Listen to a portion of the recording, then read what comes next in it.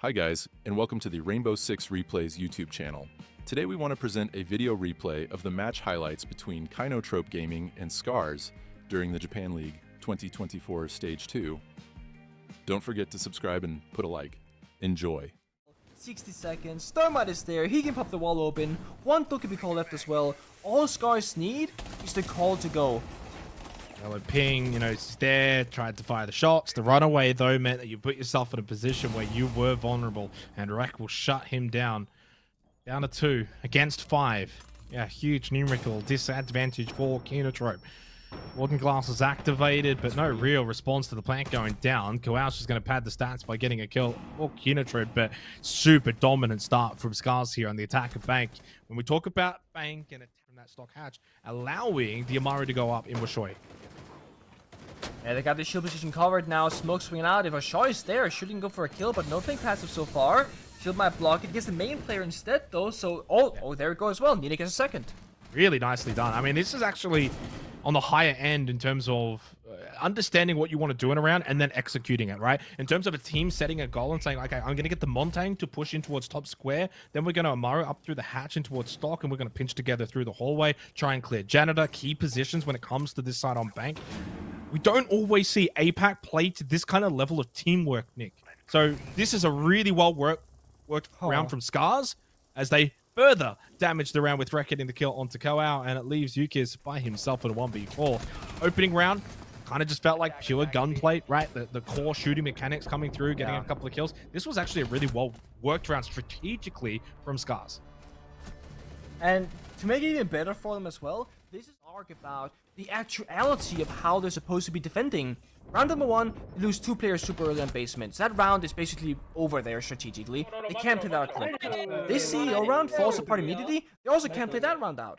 So now they got control. That cancel barricade in the middle of the side now allows you to play either side of it with soft walls next to it for angles. And they'd used both logic bombs as well. And they couldn't hear him. Like, I'm so confused. Strange round. Nitrocell is impeccable as well from Yuki as well. I mean, if the opening 2 rounds for SCARZ were largely dominant, this third round for KINOTROPE has also followed suit. Up 5 versus 2, 30 seconds left. Fish like over towards Archives. There's the flank as well from Blue. Montang crouching. Run! Okamesh trying to do his best to fall back, but Tayo just a little bit too aggressive. Gets that kill, but again, there's so little time. So many kills still required. Fishlike has to make his way in with Tayo at the same time. Default, certainly not plantable with the Azami that close. Mao is just too good. And go out to finish it all off as well for KINOTROPE. Well worked round. I guess you were right in the end, Nick. It is a very good sight. You see an angle, you go for it, it pays off, and just like that, you find yourself with a round victory. Great spectacular C4 there as well on the timing to secure things, but they just hit their shots here, 1 versus 1. Really good round. Death mark still up for those two. Hive launcher, 4 Bs in the chamber. You got drones.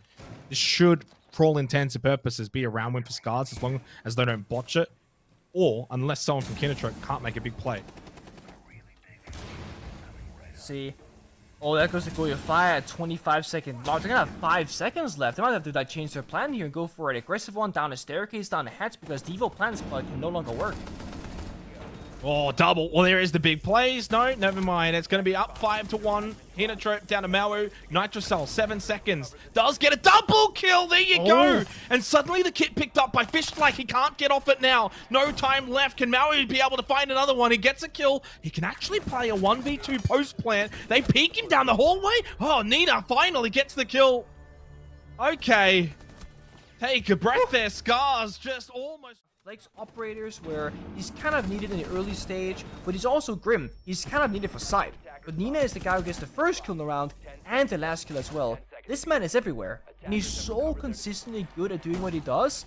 That double C4 kill, by the way, was Deimos trying to save the round and got punished for. Okay, he actually goes to peek this.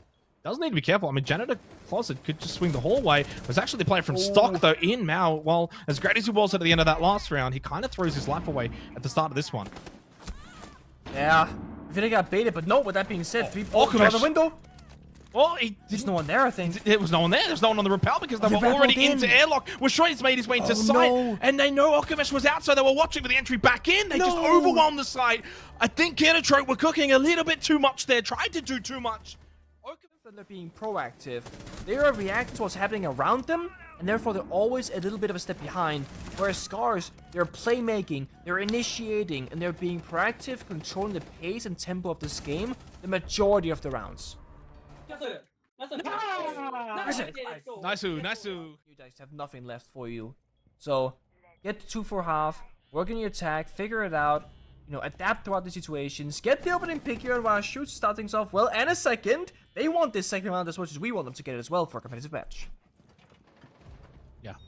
I mean, one back, okay, very quickly. So, yes, it was a 5v3, but only very momentarily. Now down to a 4v3 scenario, but they lose Fish-like, and with that, surely the round. Although, again, just as before, as is now.